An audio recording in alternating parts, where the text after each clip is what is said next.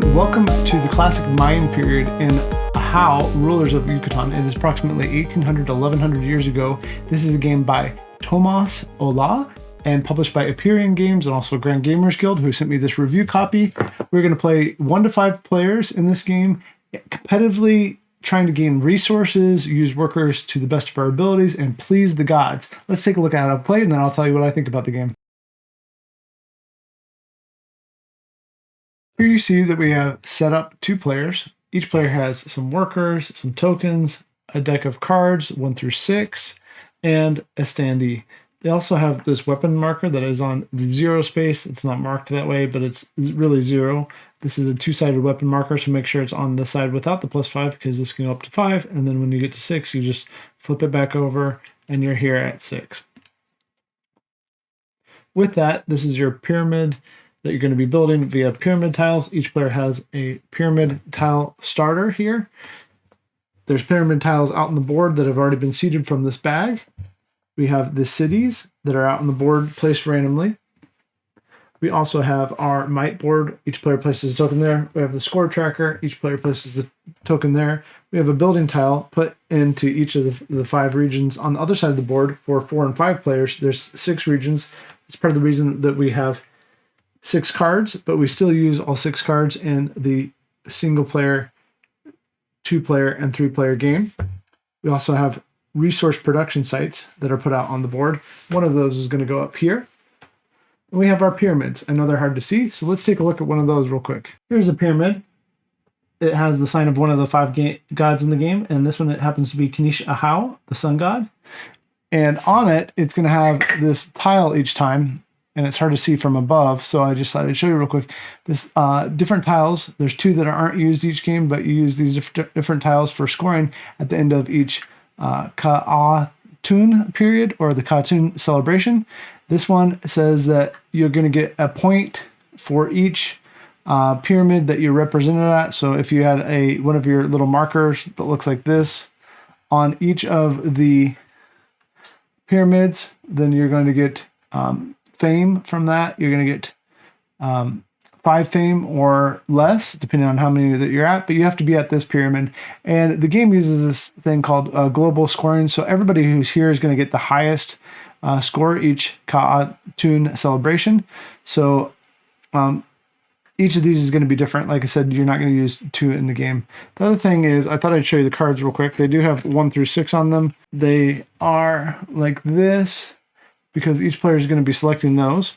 And you also have a reminder card, which looks like this. On one side, it's going to have some resources. So like this one is saying that the player is going to get limestone, cacao, and corn when they select it. That's part of the setup of the game too, is selecting one of these and getting some resources. So with each player getting their resources, and in this case, we have a purple player being the starting player. Let's see, we had limestone, cacao, and corn here. This one has, let's see here, this one has obsidian, cacao, and corn. The other resources are water. So there's water, cacao, obsidian, limestone, and corn that are resources in the game. These correspond to the production sites. With that, we also have these building tiles down here, besides the 5 that are out here. We have 2 here because at the end of each round after players play, these are going to slide to the left. Because this, when you build this, this one is free. This one gives you 1 fame. This one gives you 2 fame. So kind of a different way to think about it is if you spend resources, you're going to get some fame, which is victory points again. Or you can just build something for free and get whatever bonus is down here. Of course, you still have to be able to do that amount of building. How do you build? Well, let's talk about the way that we actually play the game. In the game, we have 2 phases. The first phase is the movement phase, which is carried out simultaneously. You're going to take 2 cards, and don't quite have the room for it right now, but you're going to put 1 on the left and 1 on the right. You could put 1 on the left here with more room, but the way I'm set up, I don't have tons of room. So you take them and put them face down. You would only use the 6th for the strength of your action. So the strength of your action is going to determine what happens if there's a conflict, but don't worry about that. Let's say I want to go to region 3 and I put that face down here, and then maybe I put a strength 1 down here. So Then after you both have selected those, so we'll just select randomly here, except not the 6. We'll say that this one does this and this. So both players reveal at the same time. So 5 and 4. They want to make sure that they really get to go in that 5. 3 and 1. Both players take their standees and place them there. They're rulers. So I get to go to 3, and the green player is going to get to go to 5. And then simultaneously, you take one of these pyramid tiles. So it could either take this one or this wild one. It has all 5 colors showing on it. On here, I can take this wild one or this jaguar one, which happens to be the only jaguar one out on the board right now. And we each take one of those and put it in our supply.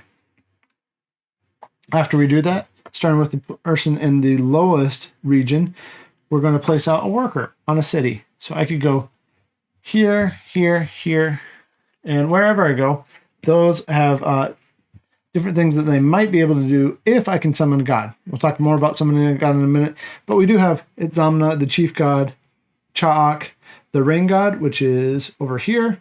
We have the god of trade, which is here. We have Kanish Ahau, the sun god, which is here. And then we have the jaguar, god of the dead, underworld. Sorry, god of the underworld. But those aren't accessible. I really only have these 4 accessible right now. The one that is not accessible is the jaguar god, and also the sun god is not accessible from region 3. So I pick one to go to. I put my worker there. Don't lay it down, because a laying down worker counts for 2. I know that's kind of hard to see in this overhead shot, but I wanted to be able to get everything in here. So either way, I put a worker standing up here. And after I go there, if I already have a tile built, so let's say, let's change what we have here just a little bit. Let's say that I already had the trade god built here. When I do that, when I have built it, I get to go up the might track over here, and that gives me an instantaneous bonus. In this case, drawing a tile out of the bag. We're just pretending that I've done some stuff on previous turns, but let's say I've already gone to the trade god, and this is a turn in the future. Now, because I already have a trade god tile here, when I place this worker down, I can choose to summon a god. Summoning a god is always optional. And then the summary for that is on this card that shows us the names of the different gods. Each one of them has a different power. They're going to be able to do different things, including giving you fame. Don't forget the jaguar god, but you got to kill somebody off somewhere to do that. Very thematic. And when you do that, you can get some fame and take somebody off the board. It's also a way to keep the game going, because one of the ways the game ends is when you are out of workers. The game will be over when somebody has placed all their workers at the end of the last cartoon celebration, or someone has built all their pyramid tiles. Let's say I'm summoning the trade god, but before I do, I want to point out one thing. When you build a wild tile, you have to put 1 resource of a color spent to build it on there. So let's say this one is obsidian black. If I build this black jaguar, I can get fame bonuses for going there. I get 1 for having the same color. I get another 1 if it's the same god. So if I put another jaguar tile here, and if it were the same color, let's say this was white down here, I could get a total of 2. There's also building tiles that would give me more too. But back to what we're doing. Let's just say, though, I had summoned the trade god. I get to go up to the trade god temple up here. I get 2 fame for that. And I also would have been able to get maybe some fame from other things, but I get 2 fame for summoning that god, and I get to carry out the power, which is shown on this card. I'm not going to go over all those again. You can find that out for yourself, but they do different things to help you in the game.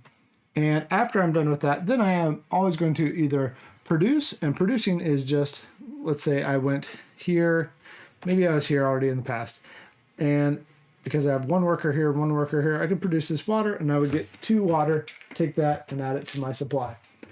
And then this goes up here.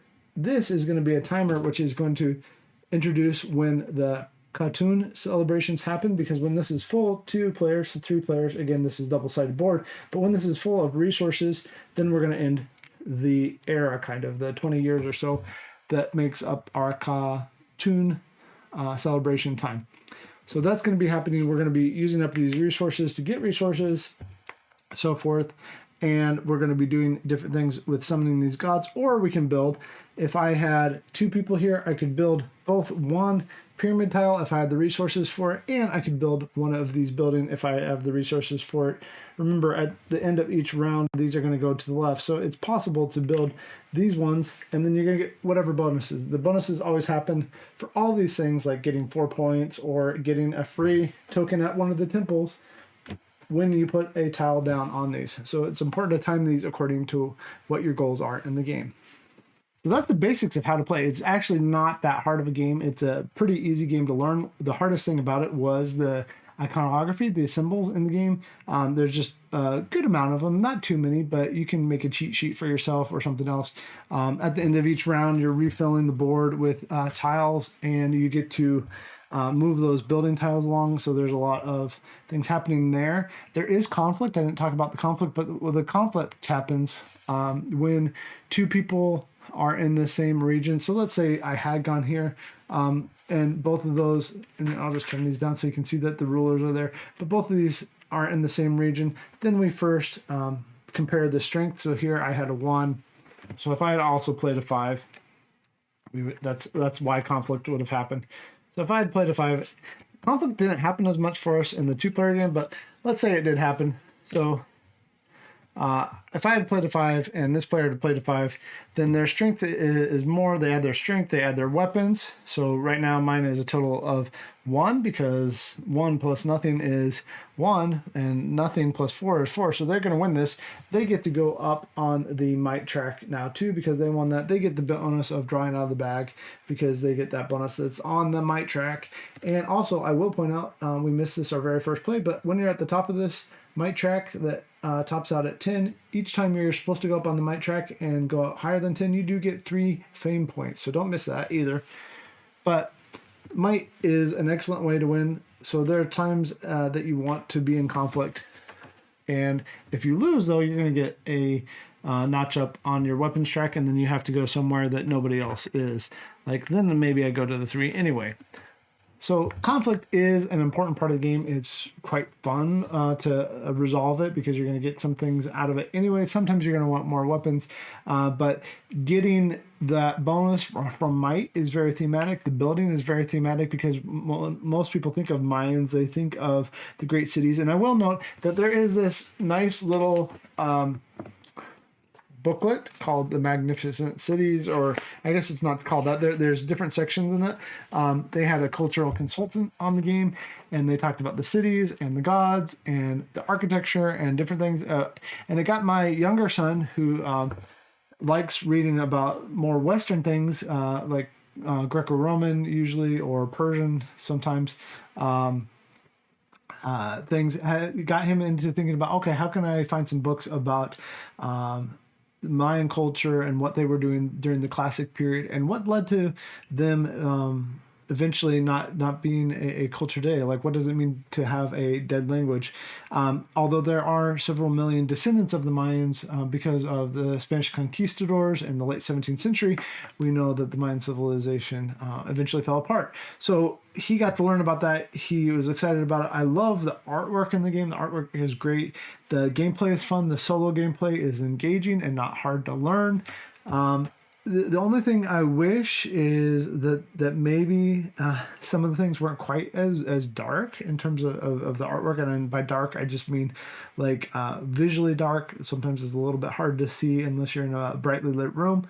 But other than that, I found the game very thematic. I found the building of the pyramids is an interesting way to focus. You're going to focus either more on that a little bit, or you're going to focus maybe more on the might and trying to get the conflicts. But there's times people are going to realize that's what you're doing, and they're going to avoid you anyways.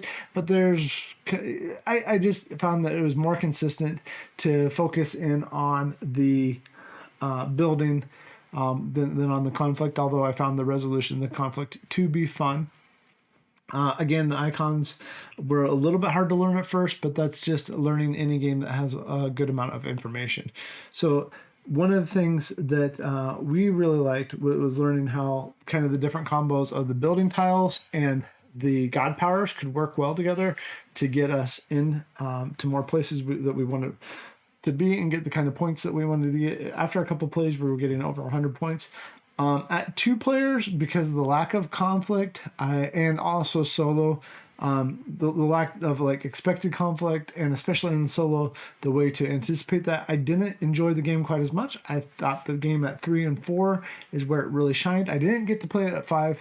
I'm not sure, but it might be a tighter board where the conflict becomes absolutely essential and important to what you're doing. At 5 players, maybe not. It would be interesting to see. I just wanted to get this done before Gen Con, because thanks to Grand Gamers Guild again for sending me this review copy. This is a very enjoyable game. I think a lot of people are going to like it. It's got a good table presence. It's good to see a cultural consultant in a game like this, and it's good to see it just be some good fun. There's also a family version of the game. We played that once, but we didn't find it as challenging and didn't really need those kind of rules.